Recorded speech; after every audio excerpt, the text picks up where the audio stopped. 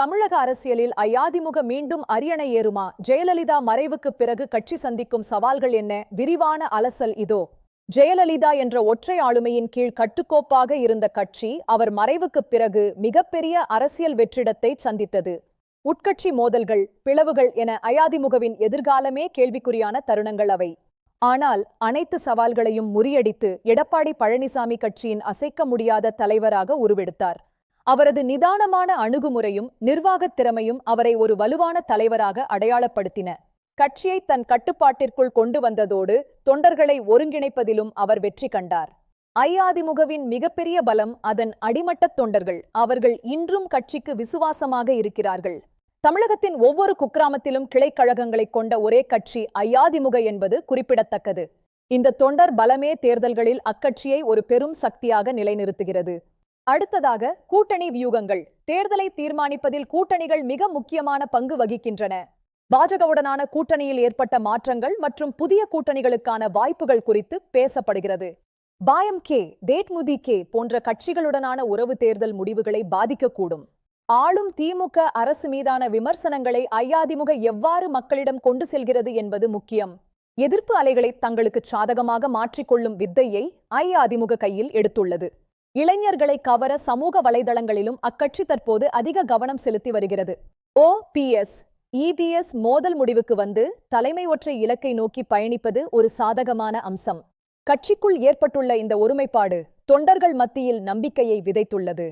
பொருளாதார கொள்கைகள் மற்றும் மக்கள் நலத் திட்டங்கள் குறித்த அஇஅதிமுகவின் வாக்குறுதிகள் முக்கியத்துவம் பெறுகின்றன. குறிப்பாக கிராமப்புற வாக்குகளே அஇஅதிமுகவின் கோட்டையாக கருதப்படுகின்றன. அங்கு மீண்டும் செல்வாக்கை உயர்த்த வேண்டும். விவசாயிகளின் நண்பனாக தன்னை காட்டிக்கொள்வதில் இபிஎஸ் அதிக அக்கறை காட்டி வருகிறார். பெண் வாக்காளர்கள் எப்போதும் அஇஅதிமுகவின் வெற்றி காரணியாக இருந்து வந்துள்ளனர். அவர்களை தக்கவைப்பது அவசியம். ஆயினும் சவால்கள் இல்லாமல் இல்லை. இரண்டாம் கட்ட தலைவர்களை உருவாக்குவது ஒரு முக்கிய தேவை. மாவட்ட செயலாளர்கள் மற்றும் நிர்வாகிகளின் ஒத்துழைப்பு முழுமையாக இருக்க வேண்டும். நகர்ப்புற வாக்காளர்களை கவருவதில் அக்கட்சிக்கு சில பின்னடைவுகள் உள்ளன. அதை சரி செய்ய வேண்டியுள்ளது. மேற்கு மண்டலத்தில் வலுவாக இருக்கும் அஇஅதிமுக மற்ற மண்டலங்களிலும் தன் பிடியை இருக்க வேண்டும். கொங்கு மண்டலத்தின் செல்வாக்கை மாநிலம் முழுவதும் விரிவுபடுத்துவதே இபிஎஸ்ஸின் திட்டம். தென் மாவட்டங்களில் இழந்த செல்வாக்கை மீட்பது அக்கட்சிக்கு ஒரு சவாலான காரியமாக உள்ளது. புதிய கட்சிகளின் வருகை வாக்குகளை பிரிக்குமா? இது அஇஅதிமுகவுக்கு பாதகமாக அமையுமா என்ற கேள்வியும் உள்ளது. வாக்குகள் சிதறுவது எப்போதும் பிரதான எதிர்க்கட்சிக்கு ஒரு நெருக்கடியை ஏற்படுத்தும். இளைஞர்களின் எதிர்பார்ப்புகள் என்ன? அவர்கள் மாற்றத்தை விரும்புகிறார்களா அல்லது அனுபவத்தையா? கடந்த கால அஇஅதிமுக ஆட்சியின் சாதனைகளை மக்களிடம் மீண்டும் நினைவூட்டுவது ஒரு தேர்தல் வியூகம். உள்கட்டமைப்பு வசதிகளில் செய்த புரட்சியை அக்கட்சி முன்னிறுத்தி வாக்கு சேகரிக்கும்.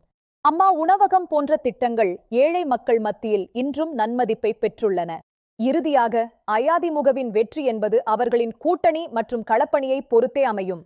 கட்சிக்குள் ஒற்றுமை நிலவினால் அஇஅதிமுக ஒரு பெரும் சவாலாக திகழும் என்பதில் ஐயமில்லை.